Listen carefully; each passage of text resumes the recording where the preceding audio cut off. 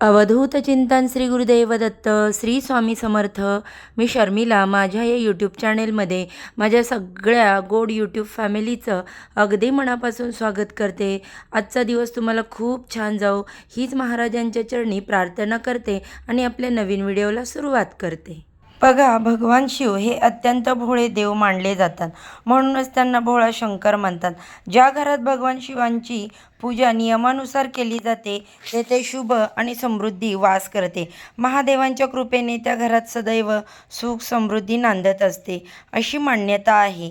भगवान शिव लवकर प्रसन्न होतात. भगवान शिवांचे भोळ्या स्वभावामुळे भक्तांना ते सदैव सुखी ठेवतात. परंतु शिव यांना क्रोध देखील लवकर येतो. त्यामुळे भगवान शिवांच्या पूजेमध्ये चुका करणे टाळावे. म्हणून भगवान शिवांच्या पूजेचे विशेष नियम कोणते आहेत हे आज आपण जाणून घेणार आहोत. नियमांचे पालन करून पूजा केली तर निश्चितच आपल्याला पूजा केल्याचे पूर्ण फळ मिळेल आणि भगवान शिवांचा अखंड आशीर्वाद मिळेल. आपल्याला अकाल मृत्यू कधीही येणार नाही आणि तुमच्यावर येणारे सर्व संकट भगवान शिव स्वतः निरासन करतील. शंकरांच्या साधकांच्या जीवनात कधीही विस्मरण, दुःख, दुर्दैव येत नाही. आपल्या आयुष्यात जर एखाद्या समस्येला आपल्याला तोंड द्यावं लागत असेल तर भगवान शंकर सारखा दुसरा पर्याय असू शकत नाही. भक्ताने महादेवांची आरती आणि कथा वाचणे आवश्यक आहे. त्याचबरोबर महादेवांचा मंत्राचा जपही करावा. भगवान शंकरांच्या अनेक मंत्राचा जप तुम्ही करू शकता. शंकरांच्या पंचाक्षर मंत्र म्हणजेच ओम नमः शिवाय या मंत्राचा जप केल्याने तुम्हाला केवळ तुमच्या आतच नाही तर तुमच्या सभोवतालीही आनंद वाटतो. सनातन परंपरेत जरी शंकरांची उपासना अगदी सोपी मानली गेली आहे, कारण भगवान शंकर आपल्या भक्तांच्या सर्व इच्छा फक्त पाणी आणि काही पाणी अर्पण करून पूर्ण करू शकतात. परंतु त्यांच्या पूजेशी संबंधित काही विशेष नियम आहेत. प्रत्येक शिवभक्ताने नेहमी नियम पाळावेत. सोमवारी अशी पूजा करा. सोमवार भगवान शंकरांना समर्पित आहे. या दिवशी लवकर उठून सकाळी स्नान करा. शिव मंदिरात जा. भोलेनाथांना दूध किंवा पाण्याने अभिषेक करा. त्यानंतर देवी पार्वती आणि नंदीलाही गंगाजल आणि दूध अर्पण करा. भगवान शंकर यांना भाग, धोत्रा, बेलपत्र इत्यादी अर्पण करा. तूप आणि साखरेपासून बनवलेली एखादी वस्तू भगवान शंकरांना प्रसाद म्हणून अर्पण करा. नंतर शिवचालीसा आणि आरती करा. असं म्हटलं जातं की या दिवशी पती पत्नीने एकत्र पूजा करावी, त्यामुळे वैवाहिक जीवन आनंदी राहते. तुम्ही भगवान शंकरांचे भक्त असाल तर त्यांची पूजा करताना दिशेची विशेष काळजी घ्यावी. भगवान शंकरांची मूर्ती किंवा चित्र कोणत्याही दिशेला लावू नका, तर घराच्या ईशान्य दिशेला आपले पूजेचे स्थान बनवा आणि पवित्रतेने ठेवा आणि दररोज त्यांची पूजा करा. नेहमी लक्षात ठेवा, शिवलिंग हे साधनेसाठी आहे, तुमच्या घराची शोभा वाढवण्यासाठी नाही. त्यामुळे शिवपिंडाचे निमुळते टोक उत्तरेकडे असावे. शिवपूजामध्ये कधीही हळदी कुंकू वापरू नये. भगवान शिवांना भस्म आवडते, म्हणून भगवान शिवांच्या शिवपिंडीवर भस्म लावावे. जर तुम्ही या नियमांकडे दुर्लक्ष केले तर तुम्ही पुण्याऐवजी पापाचे सहभागी होऊ शकता. तसेच घराच्या अशा कोपऱ्यात शिवलिंग कधीही ठेवू नका जिथे पूजा आणि दर्शन क्वचित शक्य असेल. आणि त्याचप्रमाणे एकदा शिवलिंगाची पूजा जिथे स्थापित केली की पुन्हा त्याच जागी बदलण्याची चूक करू नका. महादेवांचा आशीर्वाद मिळवण्यासाठी नेहमी रुद्राक्षांच्या माळेने जप करा. असे मानले जाते की रुद्राक्षांची उत्पत्ती जी आहे ती भगवान शंकरांच्या अश्रूपासून झाली. त्यामुळे लक्षात ठेवा की तुम्ही ज्या माळेने भगवान शंकरांचा महामंत्र जपता ती माला कधीही गळ्यात घालू नका. जमिनीवर बसून महादेवांची साधना कधी करू नका. त्यांच्या पूजेत शुद्ध मुद्रा असावी. शक्य असल्यास त्यांच्या आसनावर बसून शिवांची पूजा करावी. पूजेत नेहमी स्वतःची मुद्रा वापरावी. दुसऱ्याच्या आसनावर बसून पूजा करू नये किंवा दुसऱ्याच्या हाराने शिवमंत्रांचा जप करू नये, म्हणजेच माळेने. तुम्ही संपूर्ण महिना भक्तिभावाने घालू शकत नसला तरी केवळ श्रावण सोमवारी भगवान शिवांची पूजा केल्याने त्यांना आनंद होतो, असं म्हटलं जातं.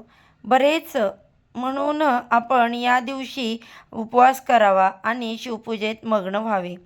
भगवान शिवांना अतिशय प्रिय असलेले बेलपत्र आणि शमीपत्र अर्पण करण्याचाही नियम आहे. बेलपत्र हे नेहमी स्वच्छ असावे, कुठेही छिद्र नसावे. छिद्र असलेले बेलपत्र शिवांच्या पिंडीवर अर्पण करू नये.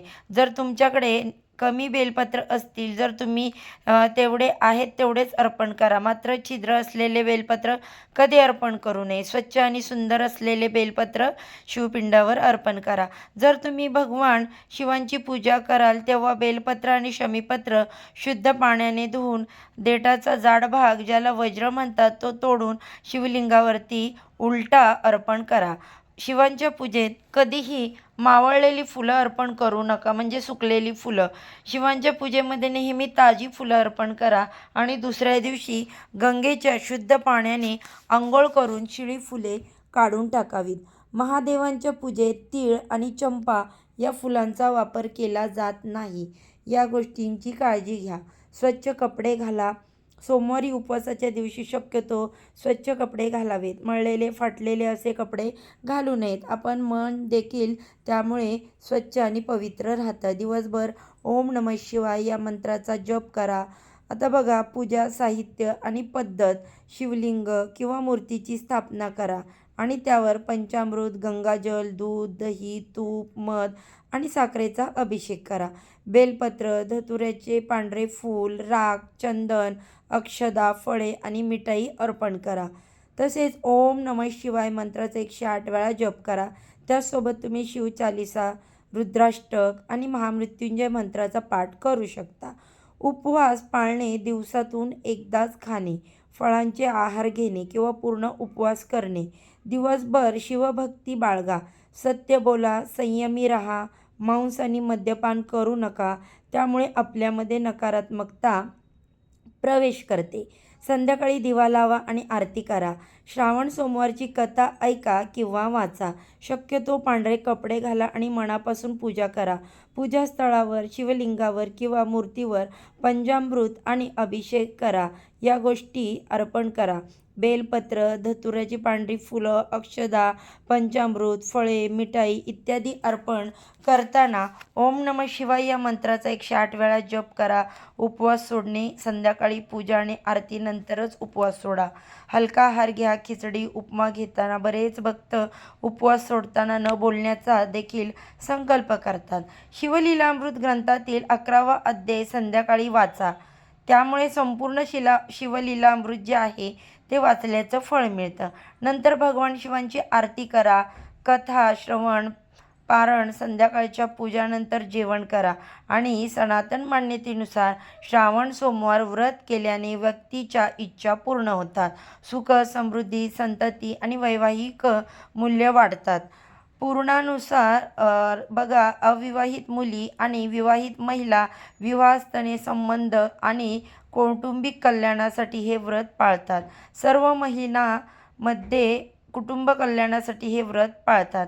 12 महिन्यांपैकी सर्वात पवित्र महिना मानला जातो, कारण या दिवशी भगवान भोलेनाथ आणि माता पार्वतींची पूजा केल्याने व्यक्तींना सर्व भौतिक सुख मिळतं आणि सर्व प्रकारच्या रोगांपासून, दुःखांपासून आणि दारिद्र्यापासून कायमची मुक्तता मिळते.